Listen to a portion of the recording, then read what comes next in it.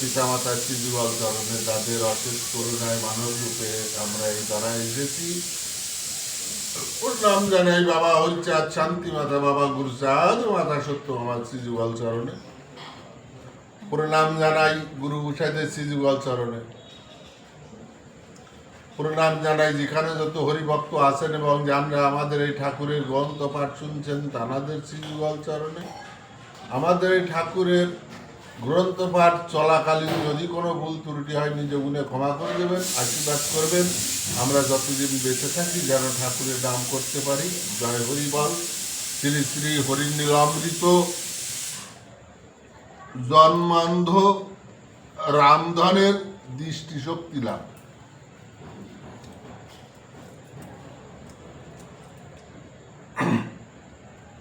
গোপালগঞ্জের অধীন বেদে গ্রাম গায়, রামধন নামে এক জন্মান্ধ সে হয়। তার দুঃখে পিতা মাতা দুঃখী অতিশয়, শুনো হে ভাবে ঠাকুরের দয়া হয়। তাহলে এই গোপালগঞ্জ অধীন মানে গোপালগঞ্জের ভিতর বেদগ্রাম গায়ে রামধন নামে একজন জন্ম অন্ধ,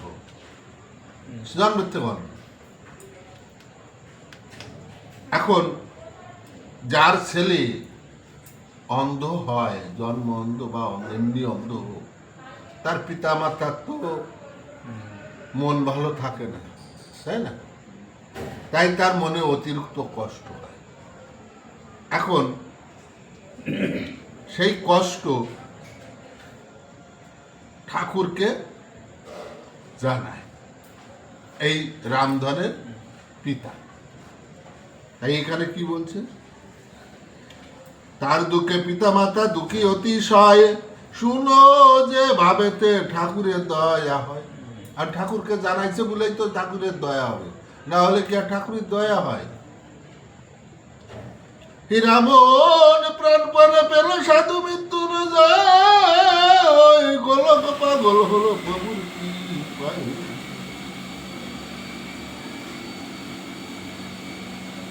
তাহলে হীরামন প্রাণ পেল কার দয়া? এত সময় লাগে ঠাকুরের দয়ায়। ঠাকুর বাঁচালো না হীরামনকে? তারপরে সাধু মৃত্যুঞ্জয় দয়া পেল, গোলক পাগল দয়া পেল প্রভুর কৃপায়। বদন বাঁচল আরো বাঁচে কতজন, অপূর্ব ঘটনা সব ঘটে অঘটন। দেশে দেশে জনে পদে কর্মে ব্যক্ত হলো, হরি রূপে ইউরাকান্দি হরিচাঁদ এলো। হরিচাঁদ যখন জন্ম নিছিল তখন কিন্তু হরিদাস নামে ছিল, চাঁদ পরে হয়েছে। ওই সূর্যকান্ত জমিদারিতে থাকতে কিন্তু ঠাকুরের ঠাকুরালি প্রকাশ হয়নি। ওরাকান্দি যাওয়ার পরে ঠাকুর সফলানগরে যাওয়ার পরে ঠাকুরের ওরাকান্দি যাওয়ার পর না, সফলানগরে অলৌকিক কাজ কিছু করেছে, ওখান থেকে ওরাকান্দি গেছে, তারই পরে ঠাকুরের নাম যশ প্রকাশ হয়েছে। মরা দেহে প্রাণ পায় সারে সর্বরোগ, দয়া হলে কেটে যায় জন্ম কর্ম ভোগ। তাই বলে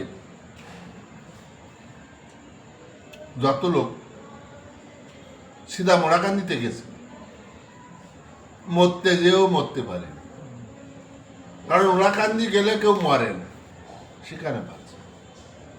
এখন কথা হচ্ছে ওরাকান্দি যদি গেলে লোক বাঁচে মরে, তাহলে আমাদের শ্রী ঠাকুরনগর একটা ধাম, দুই বাংলায় দুটো ধাম, একটা এই বাংলায় একটা ওপার বাংলা। তাহলে এই বাংলাটা ঠাকুরনগর। তাহলে ওরাকান্দি গেলে যদি কারো বিপদ না হয়, তা কারোর চোখ ফাটে, কারোর মাথা ফাটে, কারোর হাত ভাঙে, ঠাকুরনগর ধামে গেলে কারোর পা ভাঙে কেন?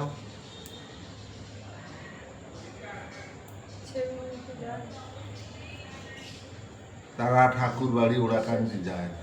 যদি কেউ ওড়াকান্দি যায় তাহলে তার মরণ হয় না।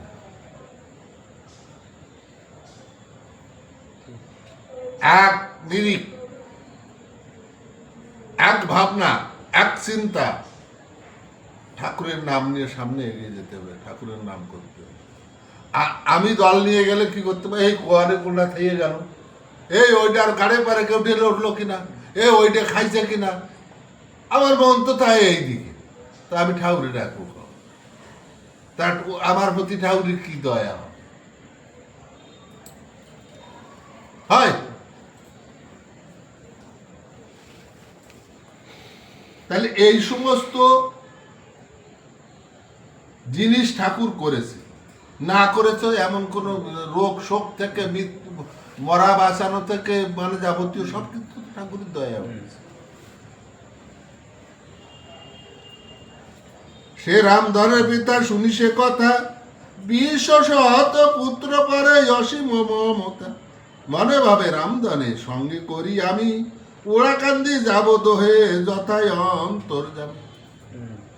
এই সমস্ত বিবরণ শুনে এই রামধনের পিতা তার মনে আশা জেগেছে, আমি আমার ছেলেকে নিয়ে যদি সিধা ওড়াকান্দিতে শ্রী হরি ঠাকুরের কাছে যাই তাহলে আমার ছেলে চোখ ভালো, তাহলে আমি সিধা ওড়াকান্দিতে যাব। যদি দৃষ্টি পাই পুত্র করিয়ে মানো, পুত্র দেব হরিচাঁদে জীবন যাব। আমার পুত্র যদি ওড়াকান্দি নিয়ে যে চক্ষু ফিরে পায়, তাহলে এই পুত্র আমার আর রাখবো না, সারা জীবনের জন্য ঠাকুরকে দান করে দেব।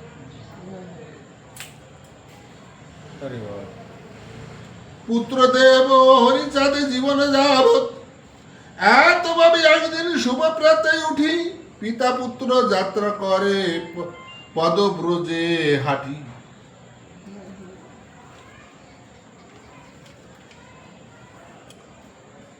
অন্ধপুত্র হস্ত ধরি চলিতেছে পথে, উদয় হইল দোহে মল্লের বিলেতে, বিলের নিকটে গিয়া চলে গেছে পথ, দুইজনে চলা কষ্ট ধরে হাতে হাত। এখন এই যে বিলের, মল্লকান্দি বিলের পাশ দিয়ে যে রাস্তা গেছে, সেই রাস্তা আগে এরকম ছিল যে দুইজনে হাত ধরে যাওয়া বড় কষ্টের ছিল, একসঙ্গে যাওয়া যেত না। এখন তো বিশাল উন্নতি হয়ে গেছে।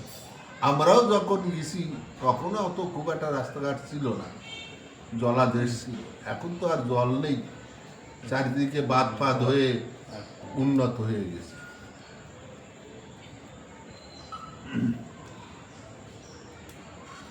তার পিতা কেন্দে বলে, এখন কি করি, মন দুঃখে ইচ্ছে হয় জলে ডুবে মরি। আর এত কষ্ট যেতে পথে, তাই রামধনের পিতা বলছে এত কষ্ট আর সহ্য হয় না, এখন কি করব, এখন ইচ্ছা হয় এই বিলের জলে ডুবে মরি। দেখো, কিছু পেতে গেলে কিছু দিতে হয়, আর কিছু না দিলে তো কিছু পাওয়া যায় না। আমরা তো দিয়ার ভাগিদার না, নিয়ার ভাগিদার।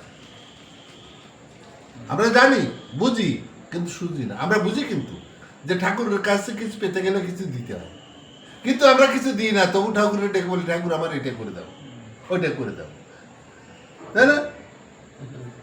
আমরা যদি ঠাকুরকে দিয়ে বলি, ঠাকুর তুমি আমার এটা করে দাও, তাহলে কিন্তু সে কাজ হয়। আমরা তো ঠাকুরকে দেবো না। ঠাকুর কি চাইছে? রাজভোগ, জায়গা জমি, বাড়ি না। ঠাকুর চাইছে তুমি আমাকে স্মরণ করো, আমার নাম করো, হরি নাম করো।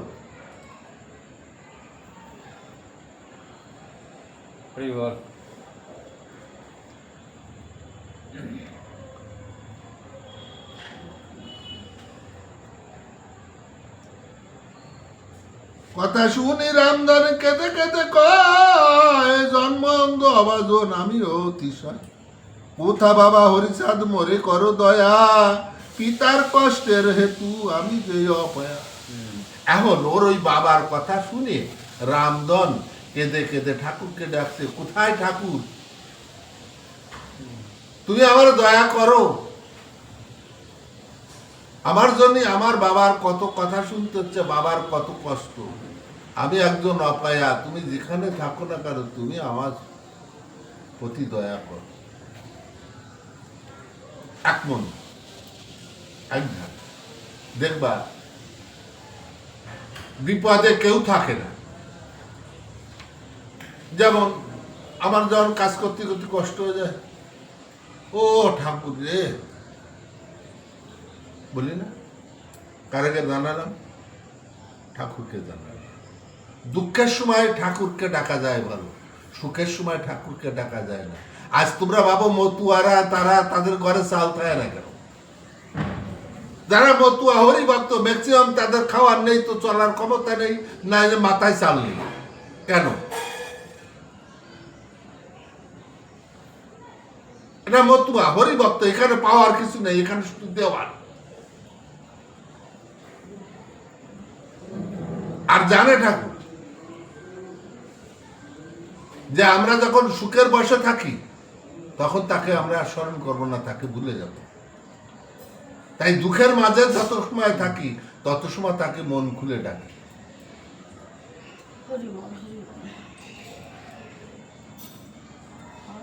তাই তো বলছে আমার সুখ তুমি নিয়ে তোমার দুঃখ দাও আমারে, বয়ে বেড়াই যাবে। সুখ আমার দিও না, মানে সুখ হলে আমি তোমাকে ভুলে যাব। আমার সুখ তুমি নাও, তোমার দুঃখ আমাকে দাও। হরিপাল কি হরি ঠাকুর দর্শন পেত যদি বাধা বনে বাঘের মুখে না পড়তো?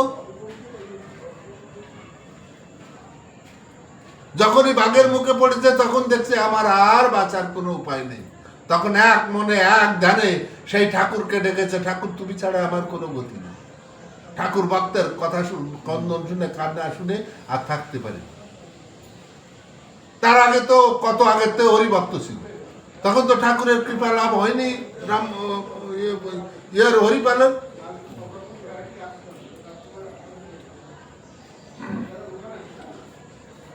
করুণ মধুর স্বরে ডাকে রামধন, ওরা কান্দে হতে ওই হরি করেন শ্রবণ।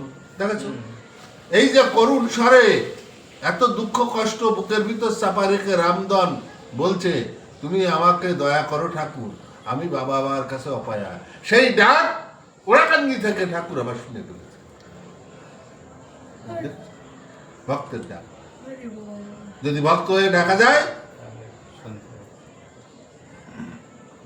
নিদানের বন্ধু হরি ভক্ত প্রতি মায়া, সে রামধনের প্রতি করে প্রভু দয়া।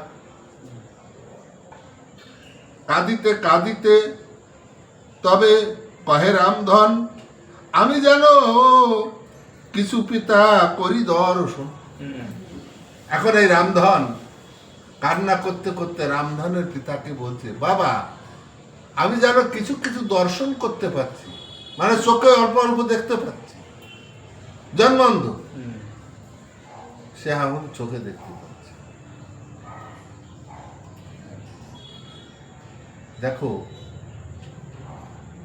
সমাজ ব্যবস্থা এখানে তো উল্টিয়ে দেওয়া যায় না। আচ্ছা বাবু, তোমার ছেলে যখন বাইরে ছোট ছিল তখন ছেলের গায়ে নোকের আসর লাগতে যাওনি তুমি? বাইরে গেলে খাবার টাবার এনে কত কিছু দিয়ে তারে কত গার্ড দিয়েছে, তাই না? সে কি এখন তোমার গার্ড দেয়? সে দেয় কারে? তার সন্তান, তাই না? কিন্তু তোমারে দেয় না। সে কোনোদিন আর মনে রাখে না যে আমিও একদিন আমার এই বাচ্চার মতো, আমার ছেলের মতো ছিলাম, আমার বাবা মাও তো আমার এরকম করেছে, তাহলে আমার ছেলেটারে যেমন দেখছি আমার বাবা আমারও কিন্তু সেরকম দেখা দরকার। এই কিন্তু সন্তানরা ভাবে না। হ্যাঁ, ঠাকুর কিন্তু অন্যরকম। ঠাকুর হচ্ছেন উনি আমাদের বিশ্ব পিতা, আমার মারও পিতা, আমার বাবারও পিতা, আমার ছেলেরও পিতা, আমারও পিতা। উনি হচ্ছে বিশ্বপিতা। এই বিশ্বপিতার সন্তান আমরা। তা তুমি যেমন আমি যেমন আমাদের সন্তানের দুঃখ কষ্ট সহ্য করতে পারি, আমরা তদ্রূপ ঠাকুরের সন্তান, ঠাকুরও আমাদের দুঃখ কষ্ট সহ্য করতে পারে। তাই তো এই রামধনকে এখন চোখে দৃষ্টি দিল। আপনি চলেন অগ্রে আমি পিছে যাই, হয়েছে প্রভুর দয়া আর ভয় নাই। শুনিয়া আচার্যগণে রামধন পিতা, বলে রামা কি কহিলি আচার্য বারতা। এখন আর দুইজন, কারণ এর আগে অন্ধ ছিল, যে রাস্তা দুইজন হাত ধরে যাওয়া যায় না, আর ওর রামধনের হাত না ধরলে যাইতে পারে না। এখন এই যে রামধন কয় পিতা কোনো ভয় নাই, ঠাকুরের দয়া হয়েছে, আমি এখন সব দেখতে পাচ্ছি ঠাকুরের দয়া, আপনি চলেন, আপনার কোন চিন্তা না। রামধনের পিতা বলছে, কি বললি রামধন, আর একবার বল তো দেখি শুনি, আর একবার বল।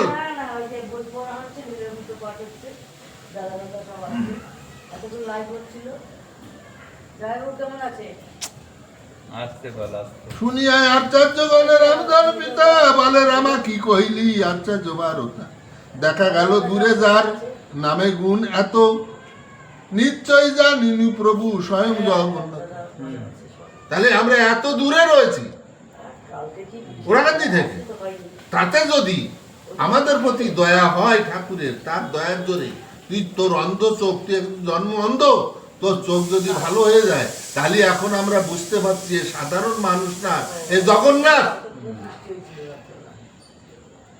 তাই তো আমার হরিণ নীলামৃতে মঙ্গলাচরণে বলেছে যে যাহারে ভক্তি করে সেই তার ঈশ্বর, ভক্তি যোগে সেই তার স্বয়ং অবতার। তাহলে আমরা যে যাকে যেভাবেই ডাকি না, কিন্তু ডাকটা এক জায়গায় যায়।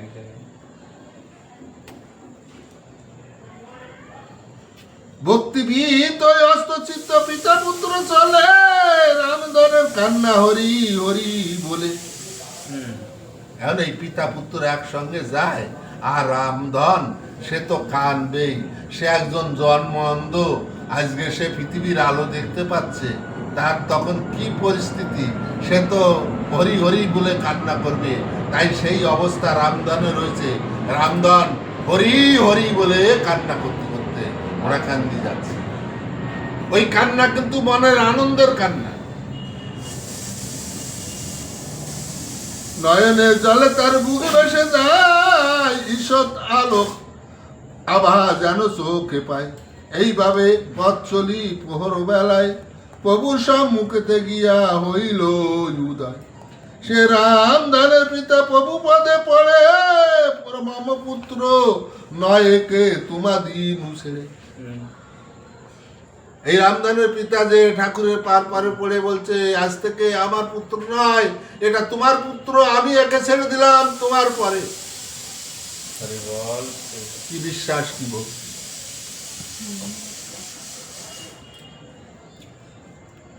জন্ম অন্ধ অসাধ্য ব্যাধি কোনো পথ নাই, দিবানিশি বসে ভাবি কুল নাই পাই। হরিবল।